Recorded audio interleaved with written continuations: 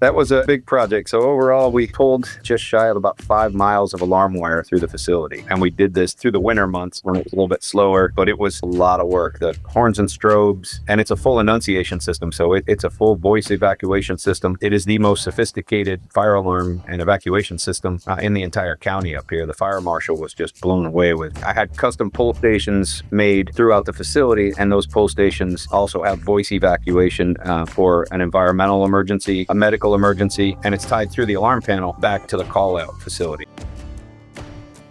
Welcome to the Canary Report, the podcast where risk leaders, safety professionals, and operational executives come for real-world stories and smarter strategies to keep people safe. I'm your host, Michael Zell. In each episode, I sit down with exceptional leaders who are transforming how risk and safety are managed. Whether you're a leader of a nationwide EH&S program in a high-risk industry, or you champion workplace safety across 200 retail locations, this podcast is for you. Let's get into it. Welcome to the Canary Report, podcast where risk leaders, safety professionals, and operational executives come for real-world stories and smarter strategies to keep people safe. I'm your host, Michael Zhao, and I'm the founder and CEO of Yellowbird. Joining us today is Brian Biancavilla. He's the EHS Director for Trelleborg Rutherford facility in North Carolina. With over 35 years of experience in environmental safety, hazardous materials, emergency response, Brian brings a wealth of experience. He has dealt with complex EHS change management and oversees air emissions, compliance, fire code, and many, many other safety obligations and requirements that his organization has. Before we get started today, I want to give people a little bit of information regarding your company, which is much, much larger than anybody in the U.S. may be aware of. I found it to be fascinating doing a little bit of research, Brian. And so I'm going to kick off by saying, in 23, you guys did over $3.2 billion in revenue. You have 16,000 employees worldwide. You are on the Swedish Stock Exchange, I believe it is. And you deal with everything in industries of aerospace, automotive, healthcare, medical, marines, offshore, and infrastructure. It is the largest company that I have never heard of. And so I want to start by saying thank you for joining me and welcome to the show. Thank you, Michael. It's a pleasure to be here. So before we kick off, I always like to start with your human story because as far as I'm concerned, Yellowbird and this podcast is all about human experience and making sure that people understand who we're speaking with and why you have instant credibility based upon not only your life experience and journey, but also your personal experience. So give us a little bit of a story, Brian, about your background personally and otherwise. I cut my teeth when I was probably about 17. I started in the asbestos industry back in the 90s when that was quite lucrative. We used to do schools under the ERA projects. And then I gradually moved up into hazardous materials response. And then as I progressed in through learning to estimate environmental work and clean up sites, I started to run my own response teams. And then I started branching out and learning fire code and the OSHA regulations and EPA regulations and DOT regulations, and just kept progressing as I moved along, kept growing and ended up into some management positions. And then went back to the field of emergency response, clandestine drug lab closures, industrial firefighting and refineries, and then into the full-on into the EHS realm maybe about 20 years ago, and been doing that ever since. So tell me about your, along your journey, sounds like you were you in, again, you don't keep your LinkedIn up to date, so I don't have as much information on you as I normally would by researching, but which is perfectly fine. And I respect that. It's a burden to do that anyhow. So tell me about your, were you doing it through volunteer or full-time firefighting organizations? Were you doing it in private sector? What was the journey from a personal perspective on, don't need to give names of companies if you don't wish to, but just, this is quite a journey. Yeah, that's all. It's all private industry. I've never been a sworn firefighter. It's all private industry. And then from emergency contracting, those industrial fighting, fire brigade, those types of things are all part of your duty. So you go through similar training, similar credentialing and qualifications. you're just not a sworn firefighter. We don't wear firefighter uniforms or anything like that. But when we arrive, if we are assisting on a fire, I know you said you live in Phoenix, and that's where I used to live. I was in Phoenix for about 15 years. So several of the companies I've worked for, from an environmental response standpoint, we've backed up Phoenix Fire, Glendale Fire, Peoria Fire, on hazardous materials incidents, hazardous material fires. Private contractors like myself, as a hazardous materials specialist, we're usually brought in when something very specific has happened, something very odd is going on, and they need technical assistance. That's usually where we step in to assist them. Fascinating. So you were here for 15 years in my hometown. Tell us a little bit about your personal world. Do you married, kids, anything like that? Any part of your journey you'd like to share with our listeners? I've been married and divorced 3 times. I have 4 children, 6 grandchildren. Wow. Good for you. 6 grandchildren. I am not too excited because I am not in a hurry, having a 16-year-old daughter and a 20-year-old son. But I do look forward to all the fun of being a grandfather without all the obligations of being a father. So that's a life journey I have not quite gone on yet, but that's 16. Good, 6. Excuse me. Good for you. Yeah. Good for you. Yeah, 6 grandchildren. So Go ahead. now, where are they? Where are they geographically? So I have my oldest daughter and her sister. They're 1 year, 1 month, and 1 day apart. They're both in Virginia, and each of them have 2 children. Okay. And then my youngest daughter lives in Colorado, and that's where my 2 grandsons are. Wonderful. Well, that's fantastic. Well, good for you, and congratulations on one, having all these girls that have done so well in their lives and have given you grandbabies. So that's and by the way, having 1 daughter, I can only imagine what it's like having 3. So, or 4, excuse me. So all of that being. So, well, welcome to the show. I want to first start with asking you a couple of just general questions about your job. You're in North America. You're dealing with a Swedish organization. What is your obligation from a health and safety and environmental and fire and all these things that you're responsible for? How do you convey and manage your North America operations, and what do they look like, and how you convey that back to Sweden? Our company obviously is based out of Trelleborg City in Sweden, but they recognize that local regulations typically apply. So while there's company policy that they would prefer we adhere to, it's a little difficult to apply European Union standards in the United States where you're regulated by OSHA or EPA. So we have to, sometimes we do have to combine, particularly on our machine guarding. On our machine guarding here in North America, we're required to follow the EU standard for machine guarding. So it's quite a bit more stringent than the OSHA regulations, which involve a lot more guarding, use of newer technology like curtains, area scanners, and things of that nature, to shut equipment off before you can get close to nip points and pinch points. That's fascinating. So, and it's interesting because I've had this conversation quite a bit that the OSHA standards and most of the regulatory standards are bare minimum obligation, but there are so many more things and that people in our industry do. And obviously the European standards and your company standards are much higher. So that's fantastic. How many facilities do you have here in North America? I work for the Engineered Coated Fabrics division. So we have Rutherfordton, North Carolina, which is the largest for our group. Then we have Monson, which is located in the Boston area. We have Boston, which is our offshore location. That's also in Massachusetts. And then overseas we have Trelleborg City in Sweden, and then we have Nottingham, England. So those are the locations under the Engineered Coated Fabrics umbrella. There are many more all throughout the United States, but they're kind of unaffiliated. They're different business entities. Interesting. So from a practical perspective, when you're operating, so everybody's running their own divisions and areas, do you share knowledge and information and people and all that stuff between the different divisions? We do. We share a lot of best practices, predominantly through SharePoint and through our website. that employees, all the employees have access to. So a lot of the best practices are shared. Safety protocols are shared. Any training that's relevant, you can pull down from there.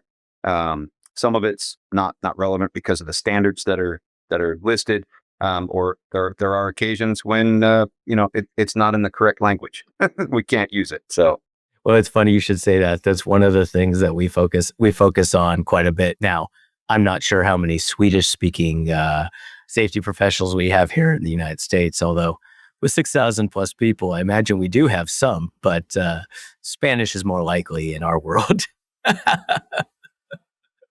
So, so how did you end up with a Swedish organization in North Carolina? You were here in Phoenix for 15 years, and how did that journey occur?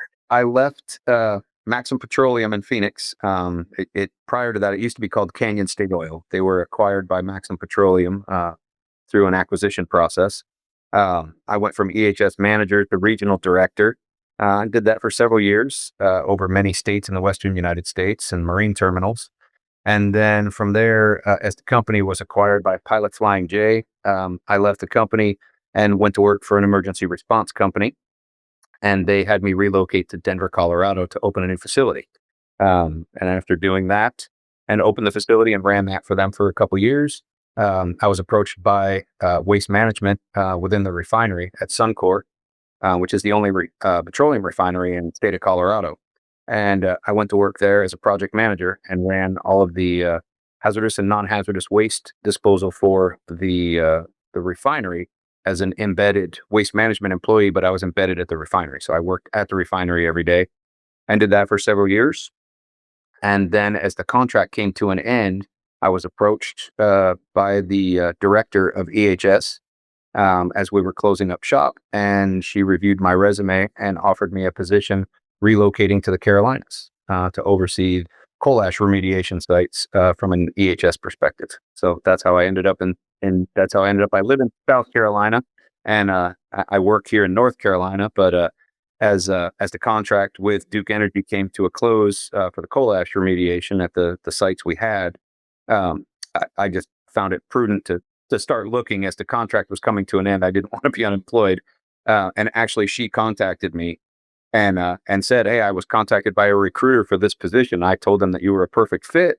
And I sent my resume in and interviewed and ended up getting the position. And I've been here since April of 2023. Oh, wow. So yeah, and this is a full-time position now. So you, rather than being a contract on the contract side, you're an FTE with the current organization. So there's some benefits along with that. So you've lived a long, yeah, and you've lived kind of the Yellowbird professional life for which I didn't realize. So it's interesting. Our pros are often, well, they're almost always contractors, and their expertise, which you have a massive amount in, and I didn't even realize this, which is why I enjoy doing these, in the hazards of oil and gas and refinery. You've got soda ash and coal ash. You've got fire backup, as you'd mentioned in Phoenix. You were doing chemical and fire here. So you've got a very interesting background. That's actually a background that we do not see as often, which, I would, you're not going to, but I would have loved to have had you on the Yellowbird platform at some point, maybe when you retire, because that is the kind of thing that we do have a lot of retiring folks that with backgrounds like yours that come on. And it's amazing when you start digging into people's histories, the journeys they've taken. And I always say that it is a human business that happens to have regulations and technology, but it's a human business, and it will always be a human business. You can't do this stuff without being there.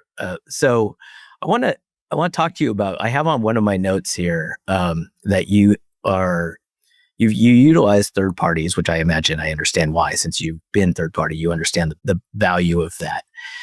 What are the rinse and repeat kind of services that traditionally in your world that you've used? As an example, like we need to do quarterlies or monthlies or whatever it is on surveys or assessments or trainings, what are the things that you see that are most difficult to facilitate in your world, in the world of, that you're responsible for?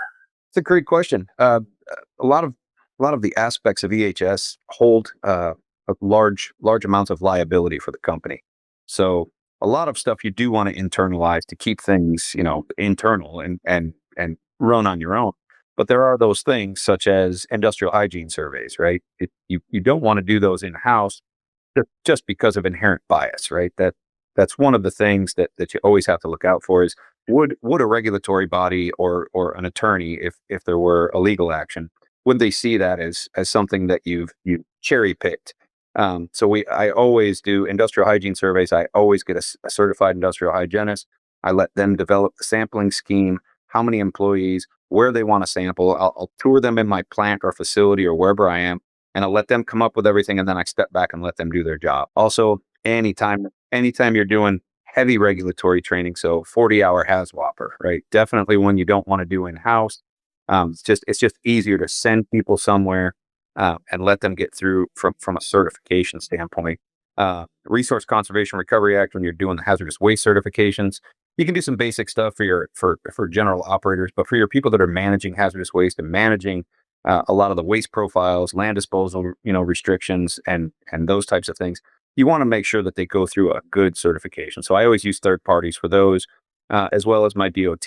Any of my Department of Transportation, hazardous materials, transportation trainings, I always use third party individuals for that, just because it just takes that out of the loop that you may have shortened it, or you may have pencil whipped something, and you always want to avoid anything like that. And you want your people to get good training. I mean, that's good training leads to lower incident rates and lower mistakes being made.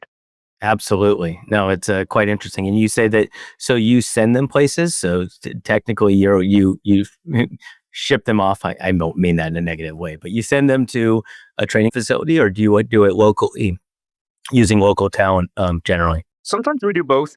Sometimes we'll send them off. We have certain requirements with our visible emissions. We have to have a certain number of people certified for visible emissions. They have to go to what's called smoke school, which is the visual opacity training. And we send them to a class, and then from the class, they have to go somewhere and actually do the field practicals. They're not done at our facility. It's done 100% off-site. If we have enough people for our annual RCRA and DOT, even though DOT is required every 3 years, we do it annually just to keep it in with everybody. If we have enough people, we bring the trainer in to the facility and do it here in our auditorium. If we only have 3 or 4 people, it really doesn't justify the cost of bringing the trainer in. We just send them to the training provider and let them get it done. So kind of the onesie twosie one-offs that you have to certify somebody, you send them out. When you have a whole group of people coming do it at the same time, it's easier to bring the trainer on site, provide lunch for everybody. It just goes smoother. Yeah, I agree with you. It's funny you should say that, because heavy equipment training, DOT, a lot of these trainings only require every 1 to 3 years. The challenge is that turnover, hiring, letting go, and so forth. Everybody has to be certified, and therefore, or at least trained and licensed and so forth. And so I often say, yes, every 3 years, if you hire everybody January 1st of this year, and they're all still there at the end, in 3 years, you could totally, but that's just not the realistic, that's not realistic. It never works out that way. It's funny. We've been doing some interesting things with quarterly training, basically subscriptions. And it's working out really well, because you always know every quarter you're going to get somebody to come to your site. And we use local, super hyper localized talent. And it's so interesting, because I find that this conversation is the most challenging of everything that we do in our regulatory and compliance part of, whether it be a fire system that has to be inspected, whether it be opaque visibility training. I mean, there's some very nuanced things, as you just indicated, but getting on a program that has local trainers that come out consistently. Do you do things like that internally? Do you have programs where you say, okay, I'm going to I know I'm going to have turnover. I know I'm going to need these things. And so nationwide or in your facility, you say, okay, quarterly, I know I'm going to have a budget for training and just do this every quarter, regardless. Yeah, we have what are called pre-shift safety meetings. So for each month, we have a safety topic, and then we go over the nuances of that topic 4 different ways over the 4 weeks of a month, to cover all of our regulatory requirements. So we do an annual safety calendar. I write the pre-shift safety meetings. We issue them out up on a public drive for the employees to get to. The team leads and supervisors pull those down. They cover that information. It's to help stimulate conversation and safety focus, and as well as regulatory compliance. And then everyone signs off on it, basically a verification of training that they understand this. They didn't have any questions.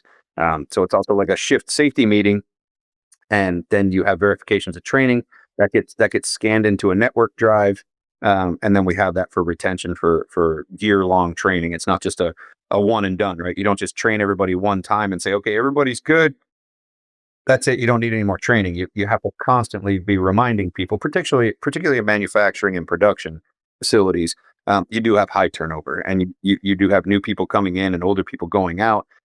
It's a constant cycle. And as you said, with fire systems, that's another very, very high liability issue that most places do not take internally. You should not, particularly when you got water-based systems, foam-based systems, high-speed deluge, and open dry trip systems. You should definitely bring in external, have them assist with the inspections, certifications, your annual fire alarm. Even, I mean, your fire alarm has to be certified every year by one of your providers. Thankfully, I have a really good provider I use that does all of that for me. But we have them all set up on a calendar, right? They know when they're coming. I know when they're coming. I know when we're going to do work, and when we're going to do the inspections. And I actually go with them on the inspection, and I look at everything that they look at just to make sure that we're all comparing apples to apples. I make sure my fire systems and my alarm systems are in top condition. Now, when you use these, so is this for one facility, for multiple? Does everybody in the country do the same thing, or is it independent based on each group? Based on the needs of the facility. So our facility is just shy of 300,000 square feet with about 314 people here. We have some much higher hazards with the chemicals that are used here at this facility than, say, the Monson or the Boston facility, which is much smaller. They have 20 or 30 people. They don't have anywhere near the sophisticated fire and alarm systems and detection systems that we have here. So it's all based on our insurance provider. So yeah, when we're covered by FM, and they come in and do audits. We do internal audits. They do audits, and then they provide recommendations, which is what most insurance companies will do. They're looking at loss potential, right? So they provide a lot of recommendations and based on the hazard, right? So it's all risk based. You look at risk versus probability, and you can put that into a heat map and basically determine what's your highest risk and the highest probability that this incident's going to happen. That's what you really want to protect for. And the lower end stuff is things that you get to over time.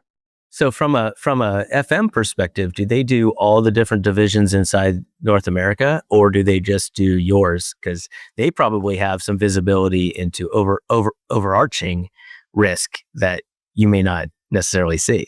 Yeah, FM is our property and casualty insurance company here at Trelleborg, so they are worldwide. They cover all of our locations, all of our plants, all of our everything worldwide. They cover it all. So yeah, they have much bigger umbrella coverage, and exposure, right? They see a lot of the facilities that, like, people in my position. I mean, I've been to our ECF facilities, but I haven't been in the Midwest or out west where we have. So I don't know what any of those facilities look like.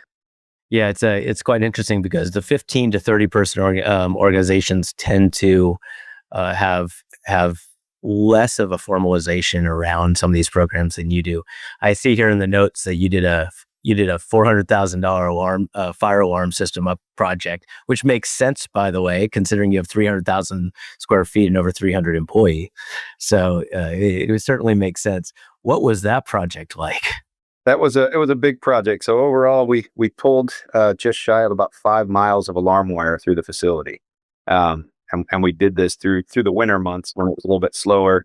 But it was a lot of work. The horns and strobes, And it's a full enunciation system. So it's a full voice evacuation system. It is the most sophisticated fire alarm and evacuation system in the entire county up here. The fire marshal was just blown away I had custom pull stations made throughout the facility, and those pull stations also have voice evacuation for an environmental emergency, a medical emergency, and it's tied through the alarm panel back to the call out facility. So if you pull that medical emergency, it actually tones out to the alarm company for them to notify that we need EMS, not necessarily fire. Similarly, for a shelter in place, it doesn't send the alarm out, but it sends an internal alarm that tells everybody we have severe weather, a hurricane, or a tornado was spotted and you need to shelter in place. And then unfortunately, because of just the times that they are, we added an active shooter pull station at several locations that in the event of it, not only does it notify you what to do, and unfortunately you have to put that in there that it's run, hide, fight, right? I mean, you want everyone to shelter, you want everyone to get away, but there could be those instances where they can't. And that's what we're drilling for. And then in turn, that also calls out through the alarm system and actually notifies the local SWAT, sheriff's department, local fire, EMS, and the response team out of the state. So it notifies all of them immediately. Sounds like your leadership has a great commitment to the well-being and safety of your employees, which is fantastic. Now, you don't hear that very often. Talk about safety culture and not being a safety cop and all that other stuff. What you've just described tells me everything I need to know about your senior leadership and their commitment to the employees' well-being, because that is a big endeavor. That is an important investment in the staff, and that is not a small undertaking. What was the process there? Did you need to go to the board and make that request? How long of a process was that? Yeah, it took months to get everything approved. We obviously we have a purchasing excellence program where we want to ensure that our dollars are being spent, and the stakeholders and shareholders of the company. We want to make sure that we're spending the money wisely. So we went out to several different fire contractors and did competitive bid, closed bids, no information shared across, that wasn't shared equally to everybody. So we made sure that it was a fair bid. Lowest bid with the highest qualifications was chosen. And then we had to go through the capital expenditure process, which there's a lot of things to fill out. You have to prepare a presentation. You have to demonstrate the need, why you need the money, what it's for. You have to explain the project and what it's going to do to benefit the organization. Then you submit that. Then the board has to look at it.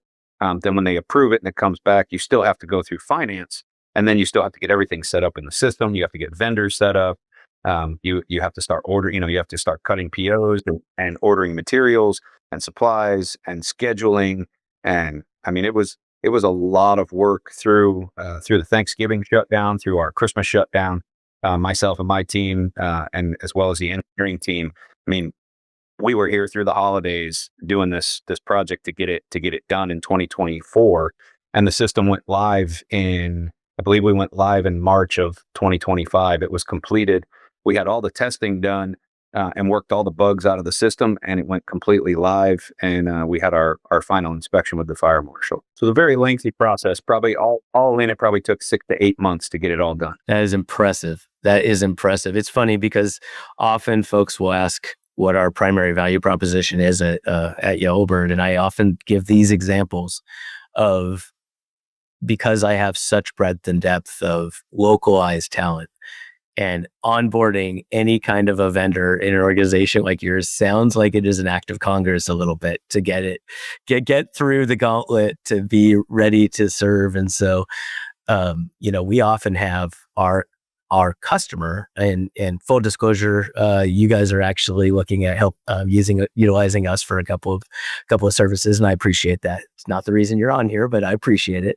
But once you're a vendor, I've had multiple customers say, "Can we add our preferred person that we've liked to use on the Yellowbird platform, because it's already there, and I just don't want to onboard another person or deal with all of that." I come from that world. I used to supply major prime contractors, the Honeywells and the General Dynamics of the world and AT&T and those folks. And I'll tell you what, it is not for the light. It's not for the faint of heart, just dealing No, with the bureaucracy, you know. it's very difficult. Yeah. And Well, having come from contracting, when I was a contractor, it was relatively easy to get notified of a bid walk, and you go and walk the bid, and now you have to do your submittal, and now you're in best and final, and now you have to provide everything that they're asking for in order to be named as a vendor, and then you have the opportunity. So yeah, it's difficult. I've worked at Motorola at I don't know if you're familiar with the 52nd Street facility. Uh, I worked there. Yeah, I worked there as a contractor. SGS Thompson, which was a semiconductor facility, used to do all their emergency response up there. Whenever they had an acid spill or a caustic spill or anything like that, and it's difficult to get in as a vendor for a lot of those companies. It really is. it is, and it's interesting because although we really try hard to be a partner for ongoing standardization execution. So, like if somebody says, "I want to do DOT training at all of my warehouses across the country," I can do localized execution of that kind of a service. But my background always has me leaning into, because I used to supply FEMA, kind of the emergency management side of the house. And my background always has me thinking, it would be a very interesting platform to do chemical spills, acid, things to that effect, because the dynamic environment needs to have pre-vetted people all the time. You have to. It's not an option, right? Um, but but I always say emergency management is kind of like being in the business, like selling Christmas lights in when there's not going to be Christmas every year. And so like you're selling something that really isn't, it's seasonal sometimes. Like if you're in a emergency management for storms or hurricanes or fires, they're seasonal. But then some seasons there's no Christmas. And so it's like you're always prepared. But between Katrina and Ike, I was doing the communications during that period of time in my satellite network. And I have many, many friends and colleagues that almost went bankrupt because they took all the money and all the investment that they got during Katrina, and they went and leveraged everything. So they were more ready next time. Well, 5 years of next time paying on millions of dollars in equipment. It was a very stressful moment for many people. We didn't do that, fortunately. Well, I am so grateful, Ryan, for this conversation. I have enjoyed it immensely. Your background is so fascinating. I hope someday we can do another one of these and really dig into maybe some of the specifics. You have such an interesting background, and I would be delighted to dig in more deeply on the subject that you're passionate about, which I can tell you love what you do, and I love that. It's the best part about this industry. So thank you for joining me. Is there anything that you would like to communicate to our listeners about what you find to be the most valuable in running an organization like yours from a safety perspective, both just philosophically or otherwise, before we sign off? I would say one of the most important things is listen to your people, right? The people, the hourly people that are on the floor, they will bring you the issues and the problems, but they may not bring it to you in the mechanism in which you want it delivered to you. So pay attention. A lot of the subtleties get overlooked, and then those employees feel like they weren't heard, or it's being ignored. Just pay attention to the subtleties. It took me about a year here, and now I'm on a first name basis with almost 200 people in this plant, and anything that's going on, they bring it to my attention or my team, and they know we get things fixed. And that's the other thing, is follow through. If you follow through, your people will respect you, and they will bring you the problems because they know you're going to address them. It's so interesting that you said that. Thank you for that wisdom, because I actually, when you were describing onboarding as a vendor and going through the bid process and that whole thing, that was the first time during this conversation I said, you know what that's like? That's like raising venture capital as a startup, where you've got all this due diligence, you have all this process, and you think they're interested, but they're interested in a lot of other deals too. And you're doing all this stuff. And sometimes they'll cut a check and sometimes they won't. And you don't know. So you have to assume the answer is you're going to win the bid. So that journey that you described is very much like a startup CEO in when we raise venture. But the other part of this is that feedback loop that you just gave of, look, customers want to tell you the truth. And your internal customer wants to tell you the truth, but they don't always want to follow the protocols that, oh, well, we have a box in the front. They can just drop it in or, and sometimes they just want to be able to have a chat and say, hey, you might want to look over at, that barrel that's leaking into the fish bowl that has the Simpsons fish floating around with the three eyes. But all jokes aside, you've got to be willing to listen and hear and don't be defensive. I find that so many people in safety are very defensive over their programs. And the reality is that we all just want to do better and we're not being critical. And I do that internally too. It's like, listen to your customer. If they say, we want to track every single individual that does training, give reminders for when the next training's due. Let us help them do that kind of thing. That doesn't have anything to do with that we're doing it poorly or well. That just has to do with customers telling us what they need. And it's like, okay, makes sense. Let's do it, right? So thank you so much, Brian. This has been wonderful. Thank you for the business that you're doing with us and or planning or whatever that is. I don't get involved on that side, but I do appreciate it. And we look forward to many, many more conversations with you in the future. Thank you, Michael. It was a pleasure. Thank you. That's it for today's episode of the Canary Report. If this conversation helped you reframe how you think about risk and safety, please do me a favor. Hit subscribe, leave a review, and share it with somebody who needs to hear it. We're building a new category of safety and risk leadership, one that's faster and smarter. Leaders who aren't just empowered by tech, but whose wisdom is accelerated by it. To learn more about how Yellowbird's cutting-edge platform is empowering leaders to solve workplace safety and risk challenges faster, smarter, and at scale, visit goyellowbird.com. Don't forget to subscribe to our Spotify, Apple Podcasts, and Yellowbird pages to stay up to date. Until next time, lead with clarity, know first, and act fast.